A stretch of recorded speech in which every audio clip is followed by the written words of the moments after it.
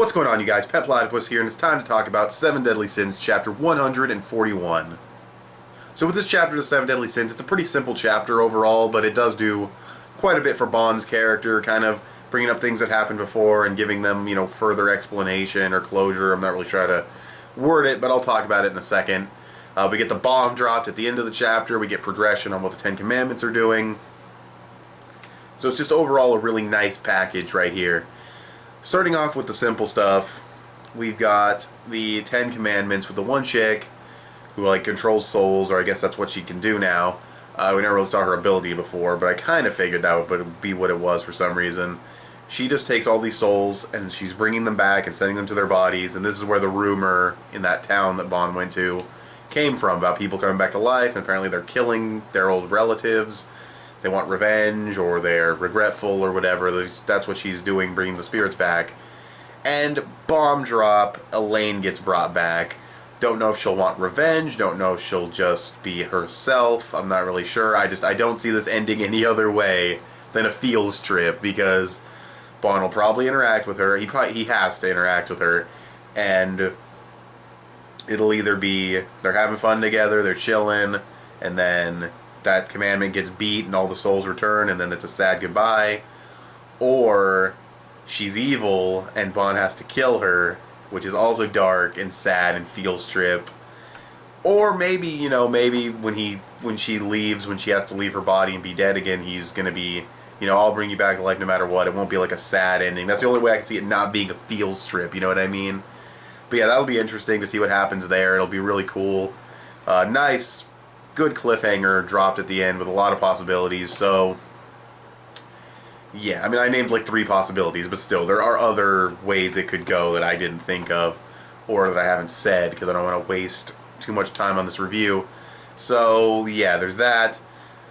I think the biggest part of the chapter, though, besides that bomb being dropped at the end, is probably Bond talking with his dad, because that right there, it's just a good talk of how, yeah, I chose Elaine over Meliodas, and he's like, yeah, and I chose my son over you, and he's, his blood son, and, they're kind of talking about the mistakes they made, and I like that Bond is feeling something over what happened with Meliodas. He can't forgive himself for what he did, and his dog, he's kind of his dog, no, his dad, excuse me, his dad, tells him, he's a good friend, he sounds like a great guy, he should talk to him.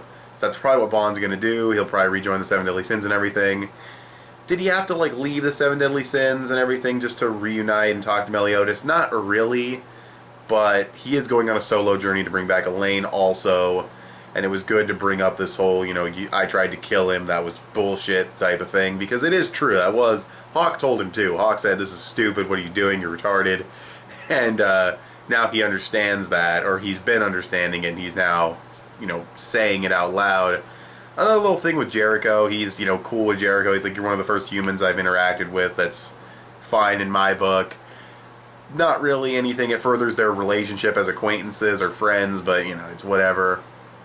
And, yeah, so pretty much everything that happened, like I said, it's good for Bond's character. It's good character growth for him to go through this. Also, something is approaching the Fairy King Forest. I think it was the souls, maybe, or maybe it's something that got brought back to life. Maybe fairies that got brought back are going to swoop in and start killing. I have no fucking clue.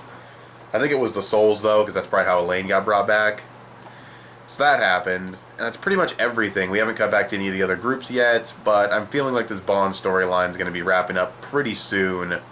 Depends on how long you want to drag out him meeting up with Elaine and how this arc's going to play out in the grand scheme of things, but I feel like it could end soon, or at least cut to something else, and then everything will come to a head, and all these little storylines with the Seven Deadly Sins will merge at the very end, which would be very cool, because it would be cool to see all 7 of them by the end of this arc together at once. So that's pretty much all I have to say about this episode, or chapter, excuse me. There's really not much else to say. Like I said, it is really good, but it is also a simple chapter, so I'd probably give it an 8.2 out of 10, almost an 8.5. It's just a really good chapter. Very good, I would say.